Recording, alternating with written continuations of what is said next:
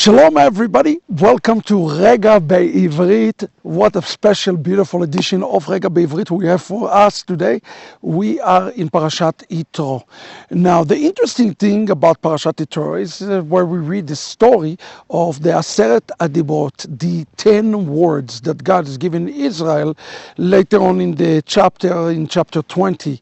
Now the question that you must ask yourself is, again, when we read a parasha, we always need to pay attention to the parasha name. Why would a parasha that is named after such an important event like the 10 Commandments, the giving of the 10 words, will be named after Jitro, who was a Gentile?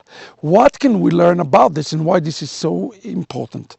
Because we are seeing something significant that taking place in the Torah portion before the 10 Commandments, the complete conversion of Jitro into the house of Israel. Now, how this conversion take place? What can we learn about that?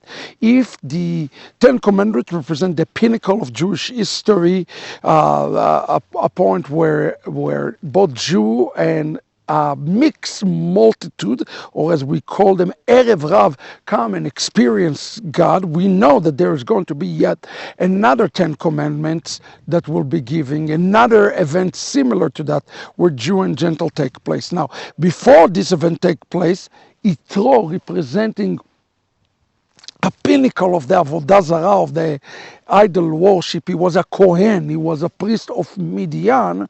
It's important for us to understand that before the revelation of Mount Sinai takes place, the fullness of Jitro have to be taking place. Now, the word in Hebrew, Jitro, it comes from the word Yateret, Later.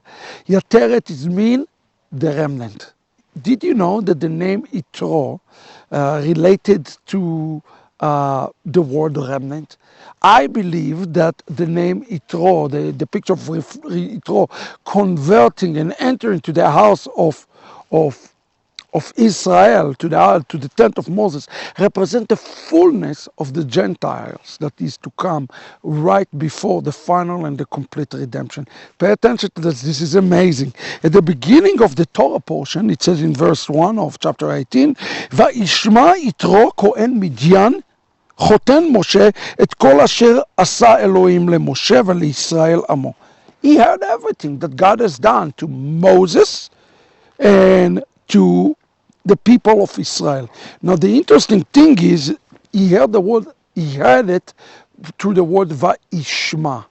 The word Ishma, Shmi'ah, means that he have not necessarily have experienced it himself. He literally just heard the story. He heard it from another party, and that's become the testimony that took place. Now, later on in the story, I want you to notice something very important in verse 8.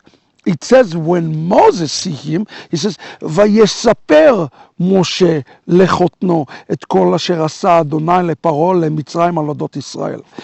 It's not Shmi'ah now, it's not Va'ishma, it's used the word Vayesaper.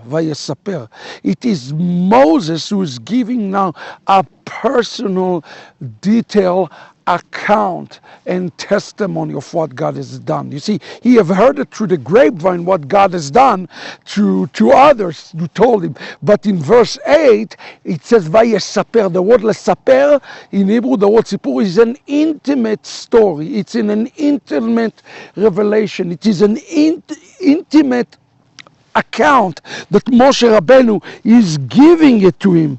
And it says here in the story, וייחד יתרו את כל הטובה אשר עשה אדוני לישראל אשר הצילו מיד מצרים. This is again very important language.